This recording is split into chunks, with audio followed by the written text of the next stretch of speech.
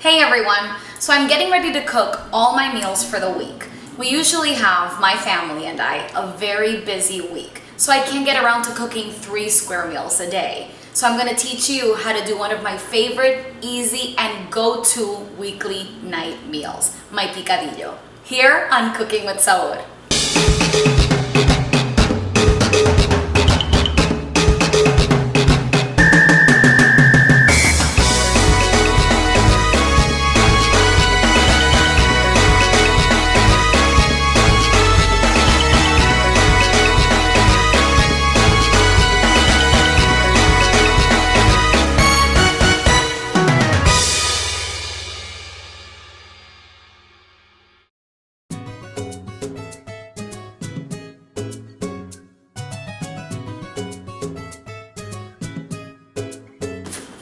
For those of you who don't know what picadillo is, it's one of my favorite all-time Latin American dishes.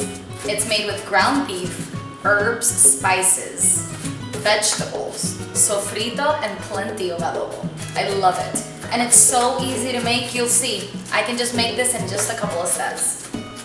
So I'm just finishing up here, cutting half a medium yellow onion and 2 garlic cloves.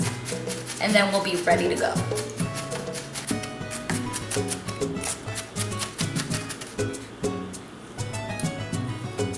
So I have this nice big pan going at medium heat. It's nice and hot now and ready. So I'm gonna put a little bit of extra virgin olive oil and get those onions and garlic to sweeten up a storm in there. We're gonna need about 2 to 3 tablespoons. And in go the onions and the garlic cloves.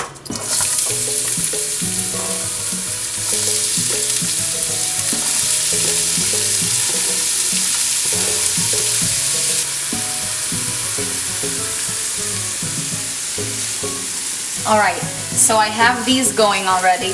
They're sweating, they're nice, they're getting all delicious in there. Now what's next is the sofrito.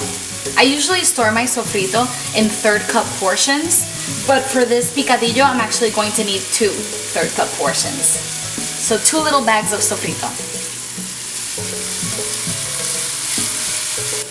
Alright, so my onions have been sweating for about 2 to 3 minutes now, so it's ready for the sofrito.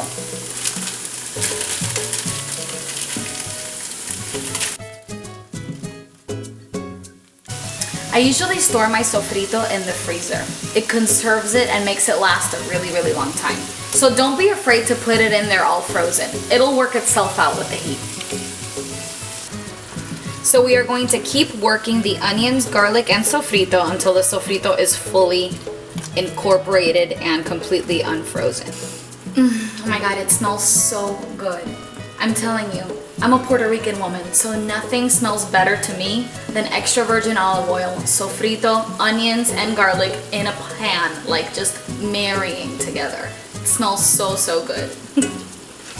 One of my favorite things of picadillo, especially as a weekday meal, is that it goes with so many things. You could put it over a bed of brown rice, you could put it next to some rice and beans.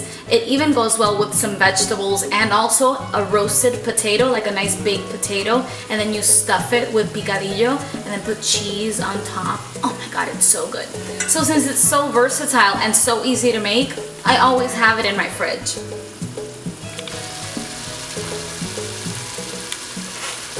So I'm getting ready to put the ground beef in. It's gonna be about 2 pounds of ground beef. This is my first pound right here. Usually I don't even bother to do anything outside to take it out of the packet. I don't need to work the beef. It works itself on its own in the picadillo, and you'll be working it with a spoon too. So I just put a little bit of adobo on top. Actually not a little bit, a generous portion. And then in it goes.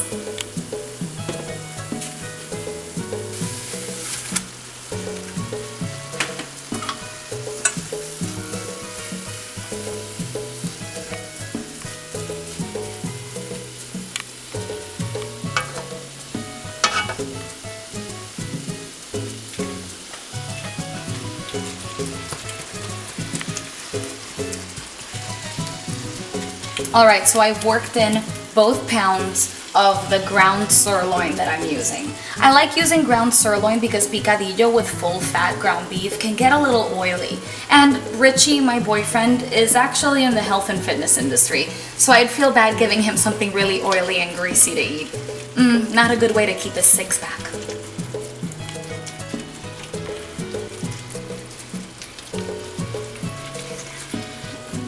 So my meat has been browning for about 2 to 3 minutes now. It's not fully done yet, which is perfect because now is the time to put in my tomato sauce and my tomato paste. It's gonna be one 8-ounce can of tomato sauce and 2 tablespoons of tomato paste. It's gonna make it rich, creamy, delicious, and a little bit tangy. That tomato really, really lightens up this dish.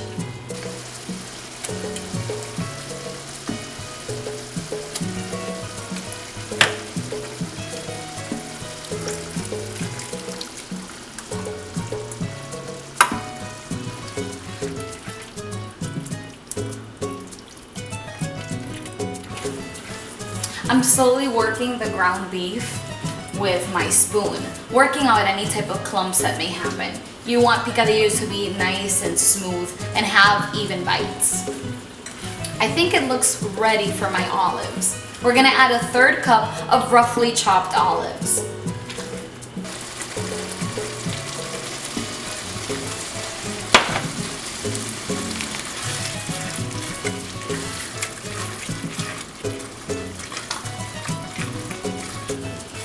Most typical picadillos have olives and raisins, or an alternate of both, just olives or just raisins.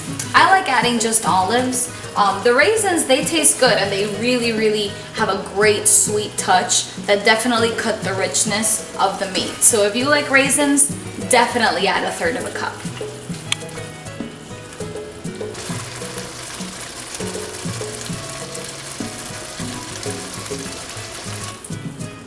Alright, so my meat looks done. It looks perfect. Now one last thing to do is to taste it for salt. If it needs a little more, just add a little bit more adobo on it. If it doesn't, just leave it as it is. That's why I don't heavily season my ground beef before. I like seasoning when everything's already added and incorporated.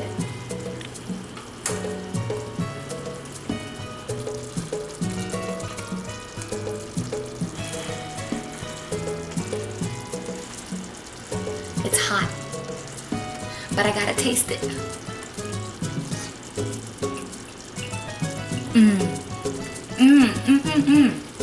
That's really, really good. I might add just a little bit more of adobo, but it really doesn't need more than just a sprinkling. I just caught an olive. That brininess, it goes so good with this ground beef. And the tomato, yum. And let me talk about that sofrito. That sofrito is amazing.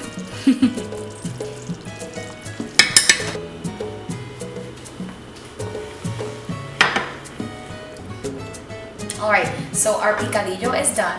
Now it's time to garnish it with beautiful, edible, delicious things. I love cilantro leaves. So that's actually one of the things that I'm going to garnish it with. Plenty of cilantro leaves.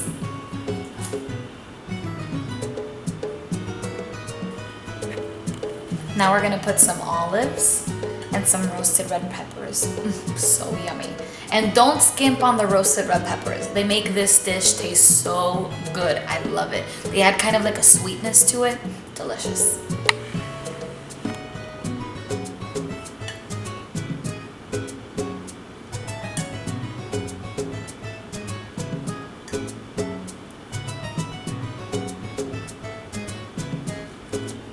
Okay, I'm all done. I am ready for picadillo.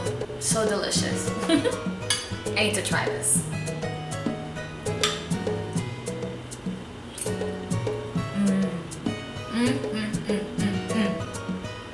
It's so good. I got a little bit of a cilantro leaf and the roasted red peppers. So delicious. Sweet, briny, tomatoey, a little acid, and that sofrito, which is a cilantro base, really ties it all in together. Alright guys, I hope you enjoy one of my favorite weekday meals. Easy, quick, delicious, and ingredients are completely accessible. Bye guys, I'll see you guys later.